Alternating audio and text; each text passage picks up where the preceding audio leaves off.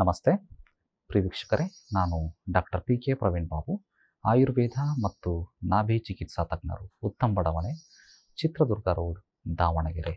ನಮ್ಮ ಸಂಪೂರ್ಣ ವಿಳಾಸ ಇದೇ ವಿಡಿಯೋನ ಡಿಸ್ಕ್ರಿಪ್ಷನ್ ಬಾಕ್ಸಲ್ಲಿ ಲಭ್ಯ. ಅವಶ್ಯಕತೆ ಇದ್ದಂಥವರು ಗಮನಿಸಿ. ಇವತ್ತಿನ ವಿಷಯ ನಮ್ಮ ಅಕ್ಕ ತಂಗಿಯರಿಗೆ, ಮಾತೆಯರಿಗೆ ಸಂಬಂಧಪಟ್ಟಂತಹ ವಿಚಾರ, ರಜಸ್ವಲ ಸ್ತ್ರೀಯರಿಗೆ ಸಂಬಂಧಪಟ್ಟಂತಹ ವಿಚಾರ. ಮುಟ್ಟು ಆರಂಭವಾದ ಮೇಲೆ ನಿಯಮಿತವಾಗಿ ಆಗಬೇಕು, ಅದು ಪ್ರಕೃತಿ ನಿಯಮ. ಅದರಲ್ಲಿ ವ್ಯತ್ಯಾಸ ಆಯಿತು, ಖಂಡಿತವಾಗೂ ಮಹಿಳೆಯ ಆರೋಗ್ಯದ ಮೇಲೆ ದುಷ್ಪರಿಣಾಮ, ಮುಂದೆ ಹುಟ್ಟುವ ಸಂತತಿಗಳ ಮೇಲೂ ಕೂಡ ದುಷ್ಪರಿಣಾಮ. ಹಾಗಾದರೆ ಯಾವುದು ಸರಿ, ಎಷ್ಟು ದಿನಕ್ಕೊಂದ್ಸರಿ ಮುಟ್ಟಾಗಬೇಕು ಅನ್ನೋದನ್ನು ಫಸ್ಟ್ ತಿಳ್ಕೊಳ್ಳಿ.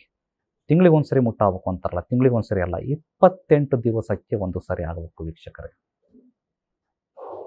±5 ಡೇಸ್ ನಡೀತದೆ. ಎಕ್ಸಾಕ್ಟ್ಲಿ 28 ಡೇಸ್ ಸೈಕಲ್ ಅದು. ಇದು ಅದಕ್ಕೋಸ್ಕರನೇ ಇದಕ್ಕೆ ಋತುಚಕ್ರ, ಮೆನ್ಸ್ಟ್ರುಯಲ್ ಸೈಕಲ್. ಕರೆಕ್ಟಾಗಿ ಚಕ್ರದ್ದು ಹೆಂಗೆ, ಈ ಎಂಡು ತಿರುಗಿ ಕರೆಕ್ಟಾಗಿ ಆ ಎಂಡು ಅದೇ ಟೈಮಿಗೆ ಹೆಂಗೆ ಬರುತ್ತೆ ನೋಡ್ರಿ ಚಕ್ರದ್ದು, ಹಂಗಿರ್ಬೇಕು. ಹಿಂಗೆ ಆಗ್ಬೇಕು ಅಂತಂದರೆ ಏನು ಮಾಡಬೇಕು, ಯಾಕಿದು ವ್ಯತ್ಯಾಸ ಆಗುತ್ತೆ? ವ್ಯತ್ಯಾಸ ಆದರೆ ಅದನ್ನು ನೆಗ್ಲೆಕ್ಟ್ ಮಾಡ್ಬೇಕಾ, ಸೀರಿಯಸ್ಸಾಗಿ ತಗೋಬೇಕಾ, ಇದಕ್ಕೆ ಮನೆ ಮದ್ದಿದೆಯಾ, ವೈದ್ಯರ ಹತ್ರ ಹೋಗಲೇಬೇಕಾ ಅನ್ನೋ ವಿಚಾರವ ಸವಿಸ್ತಾರವಾಗಿ ಕೂಲಂಕುಷವಾಗಿ ಹೇಳಲಿಕ್ಕೆ ಪ್ರಯತ್ನ ಪಡ್ತೇನೆ ವೀಕ್ಷಕರೇ, ಅಕ್ಕ ತಂಗಿಯರೇ. ವೀಕ್ಷಕರ ಅಂತಿನ್ನು ಅಕ್ಕ ತಂಗಿಯರೇ, ಮುಟ್ಟು ಆರಂಭ ಆಗ್ತಾ ಇದೆ 12, 13, 14, 15ನೇ ವಯಸ್ಸಿನಲ್ಲಿ, ಯಾವುದೇ ವಯಸ್ಸಿನಲ್ಲೂ ಆಗಬಹುದು. ಆಯಿತು, ಮುಟ್ಟು ಆರಂಭ ಆಯಿತು. ಅಂಥ ಸಂದರ್ಭದಲ್ಲಿ ಮಹಿಳೆಗೆ ರಕ್ತಸ್ರಾವ, ನಿಶ್ಶಕ್ತಿ, ಅಶಕ್ತಿ, ಸುಸ್ತು. ಈ ಸಂದರ್ಭದಲ್ಲಿ ವಿಶೇಷವಾದಂತಹ ಕಾಳಜಿ ಅತ್ಯವಶ್ಯ. ಯಾಕೆ ಋತುಮತಿ ಆದ ತಕ್ಷಣ ಅಷ್ಟೊಂದು ವಿಜೃಂಭಣೆ ವೈಡೂರ್ಯವಾಗಿ ಆ ಸಂಸ್ಕಾರಗಳನ್ನು ಮಾಡೋಂಥದ್ದು? ಭಾರತ ದೇಶದ ಪರಂಪರೆಯಲ್ಲಿ ಹುಟ್ಟಿದಾಗಿನಿಂದ ಸಾಯುವವರೆಗೂ ಕೂಡ ಸಂಸ್ಕಾರಗಳು, ಹುಟ್ಟಕ್ಕಿಂತ ಮುಂಚಿಂದಾನೇ ಸಂಸ್ಕಾರಗಳು, ಊಟಕ್ಕಿಂತ ಮುಂಚೆ ಸಂಸ್ಕಾರಗಳು. ಗರ್ಭಾಧಾನ ಸಂಸ್ಕಾರ ವೀಕ್ಷಕರೇ, ಯಾವಾಗ ಸತಿಪತಿ ಸೇರ್ಬೇಕು ಅನ್ನೋದು ಕೂಡ ನಿರ್ಧಾರ ಆಗ್ತದೆ. ಸಂಸ್ಕಾರ ಅದು. ಯಾವಾಗ ಬೇಕಾವಾಗ ಸೇರಿ ಯಾವಾಗ ಬೇಕಾವಾಗ ಮಕ್ಕಳನ್ನ ಹುಟ್ಟಿಸಿದ್ರೆ ಕಳ್ಳ ಕಾಕರು ಯಾಕೆ ಹುಡ್ತಾರೆ? ಅಪ್ಪ ಅಮ್ಮ ಎಷ್ಟು ಚೆನ್ನಾಗಿರ್ತಾರೆ, ಎಷ್ಟು ಒಳ್ಳೆಯರಿರ್ತಾರೆ, ಶರಣರಿರ್ತಾರೆ, ಒಳ್ಳೆ ಪ್ರಕೃತಿಯಲ್ಲೇ ಬೆಳೆದಿರ್ತಾರೆ, ಒಳ್ಳೆಯ ವಾತಾವರಣ ಮಕ್ಕಳಿಂದ ನಿರ್ಮಿಸಿಕೊಟ್ಟಿರ್ತಾರೆ. ಆದರೂ ಆ ಮಗ ದೊಡ್ಡ ದರೋಡೆಕಾರ ಆಗ್ತಾನೆ ಮುಂಚೆ. ಇದಕ್ಕೆ ಕಾರಣ ಸತಿಪತಿಯರು ಯಾವ ಸಮಯದಲ್ಲಿ ಸೇರಿದರೆ ಅದೆಲ್ಲದೂ ಕೌಂಟ್ ಆಗ್ತದೆ. ಅದಕ್ಕೆ ಹೇಳೋದು, ಗರ್ಭಾಧಾನ ಸಂಸ್ಕಾರದಿಂದ ಹಿಡಿದು ಶವ ಸಂಸ್ಕಾರದವರೆಗೂ ಕೂಡ ಪ್ರತಿಯೊಂದು ಹಂತ ಹತ್ತಕ್ಕೂ ಒಂದೊಂದು ಸಂಸ್ಕಾರಗಳು ಉಂಟು, ವಿಧಿ ವಿಧಾನಗಳು ಉಂಟು, ಅದರದ್ದೇ ಆದಂತಹ ಆಚರಣೆಗಳು ಉಂಟು, ಅದರದ್ದೇ ಆದಂತಹ ಪರಿಕರಗಳನ್ನು ಬಳಕೆ ಮಾಡಿ ಆ ರೀತಿ ಮಾಡಿದಲ್ಲಿ ಆ ರೀತಿಯ ಫಲಿತಾಂಶ. ವಿಷಯಪ್ರಾಣ ಮುಟ್ಟು ಆರಂಭ ಆದಾಗ, ಋತುಮತಿಯಾದಾಗ ಆವಾಗಲೂ ಕೂಡ ಹೂ ಮೂಡಿಸೋ ಕಾರ್ಯಕ್ರಮ ಅಂತ ಒಂದು ಕಡೆ ಹೇಳ್ತಾರೆ. ಇನ್ನು ಏನೇನೋ ಸಂಸ್ಕಾರಗಳು, ಹೆಸರುಗಳು ಹಲವು, ಅದು ಕೂಡ ಒಂದು ಸಂಸ್ಕಾರ. ಆ ಸಂದರ್ಭದಲ್ಲಿ ಆ ಒಂದು ಚಿಕ್ಕ ಸ್ತ್ರೀಯನ್ನು, ಹುಡುಗಿಯನ್ನು ಮಾನಸಿಕವಾಗಿ ಭಾರೀ ಸಂತೋಷವಾಗಿಡಬೇಕು ಅನ್ನೋದು ಮುಖ್ಯವಾದಂತಹ ಉದ್ದೇಶ. ಅದರ ಜೊತೆಗೆ ಭಾರೀ ಪೋಷಕಾಂಶಯುಕ್ತ ಆಹಾರವನ್ನು ಉಣಿಸಬೇಕು ಅನ್ನೋದು ಇನ್ನೊಂದು ಉದ್ದೇಶ. ಯಾವಾಗ ದೈಹಿಕವಾಗಿ ಪೋಷಕಾಂಶಯುಕ್ತ ಆಹಾರವನ್ನು ಕೊಡ್ತೇವೆ, ಮಾನಸಿಕವಾಗಿ ಆ ಸ್ತ್ರೀಯನ್ನು ಖುಷಿಯಾಗಿಡ್ತೇವೆ, ಅಂಥ ಸಂದರ್ಭದಲ್ಲಿ ಹಾರ್ಮೋನ್ಸ್, ಈ ಗೀರ್ಮೋನ್ಸ್ ಅನ್ನೋ ಹೆಸರು ಈಗ ಬಂದಿರ್ಬೋದು, ಇದರ ಪರಿಕಲ್ಪನೆ ಅವತ್ತೇ ಇತ್ತು. ಯಾವಾಗ ಆಕಿ ಮಹಿಳೆ ಹ್ಯಾಪಿಯಾಗಿರ್ತಾಳೆ, ಹ್ಯಾಪಿ ಫೀಲಿಂಗ್ ಹಾರ್ಮೋನ್ ಬರ್ತದೆ. ಹಾರ್ಮೋನ್ಸು ಎಂಡೋಕ್ರಿನಲ್ ಸಿಸ್ಟಮ್ಮು, ಪಿಟ್ಯುಟರಿ ಗ್ಲ್ಯಾಂಡು ಅಥವಾ ಗರ್ಭಕೋಶಕ್ಕೆ ಸಂಬಂಧಪಟ್ಟಿರುವಂತಹ ಎಲ್ಲ ಹಾರ್ಮೋನ್ ಸಿಸ್ಟಮ್ಮು ಕರೆಕ್ಟಾಗಿ ಕಾರ್ಯವೈಖರಿಗಳನ್ನು ಮಾಡ್ತದೆ.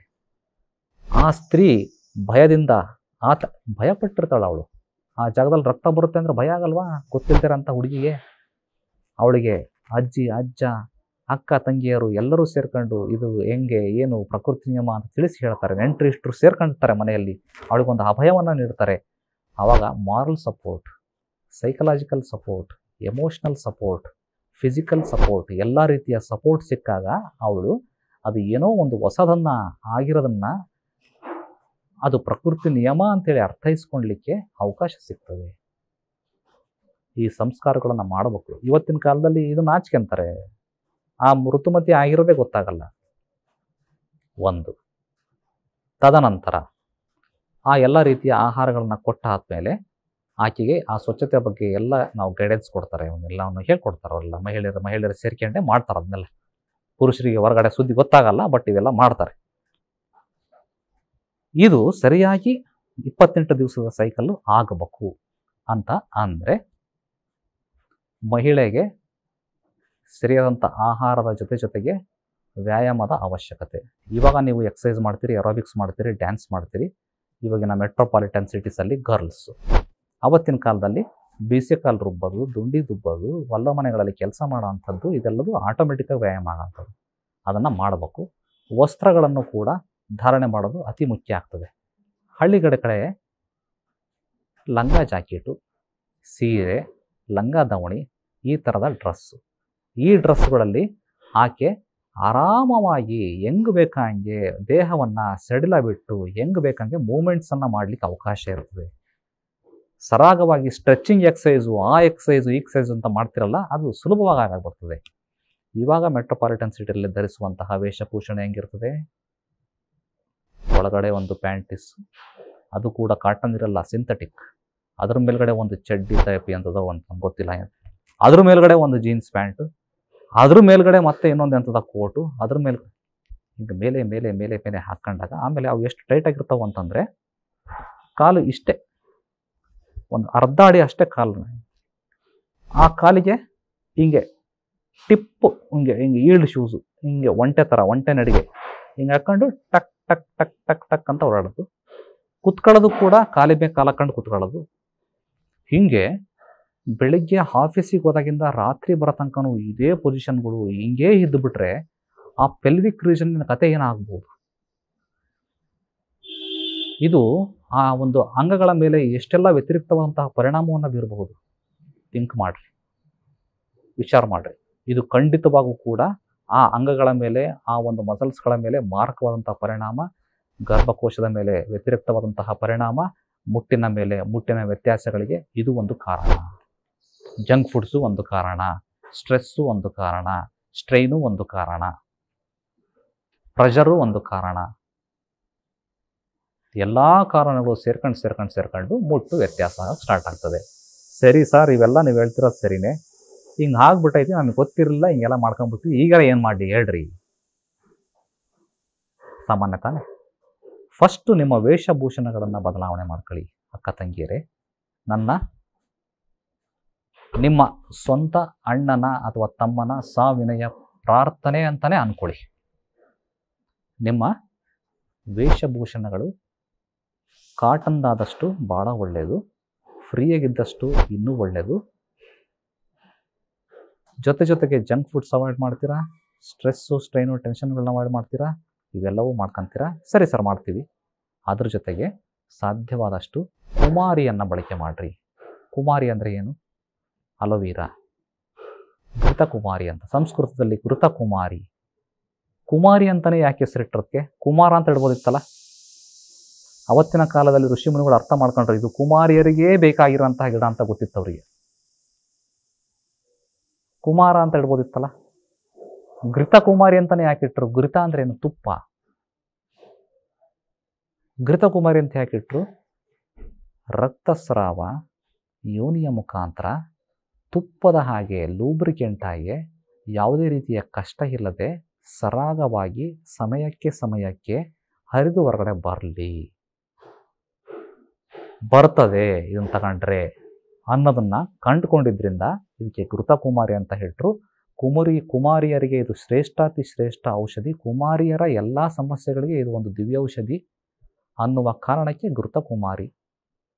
ಅಲೋವೀರಾ, ಲೋಳೆ ಸರ ಹೆಂಗೆ ಬಳಕೆ ಮಾಡೋದು? ಜಲ್ಲು ತಂದ್ಬಿಟ್ಟು ಮೇಲಿನ ಲೀಫನ್ನು ತೆಗೀರಿ, ಜಲ್ಲು ಅದನ್ನು ಮಿಕ್ಸಿಗೆ ಹಾಕ್ತೀರಾ, ಹಾಕ್ರಿ. ಒಂದಿಷ್ಟು ಬೆಲ್ಲ ಹಾಕಂತೀರಾ, ಹಾಕ್ಕೊಳ್ಳಿ.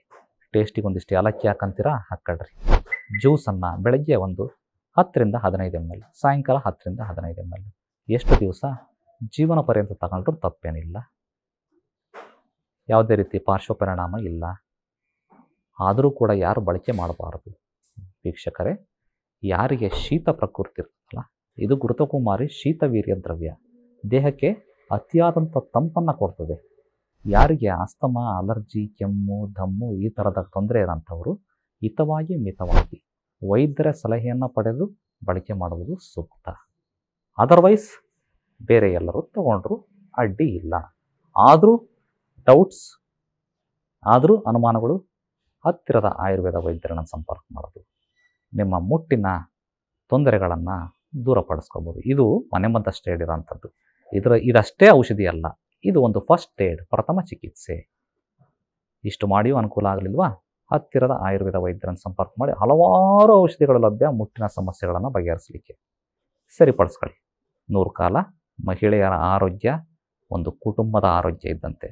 ಮಹಿಳೆಯರ ಆರೋಗ್ಯ ದೇಶದ ಆರೋಗ್ಯ. ವಿಷಯವನ್ನು ಎಲ್ಲರಿಗೂ ಶೇರ್ ಮಾಡಿ. ಮುಂದಿನ ಸಂಚಿಕೆಯಲ್ಲಿ ಮತ್ತೆ ಭೇಟಿಯಾಗೋಣ. ಧನ್ಯವಾದಗಳು.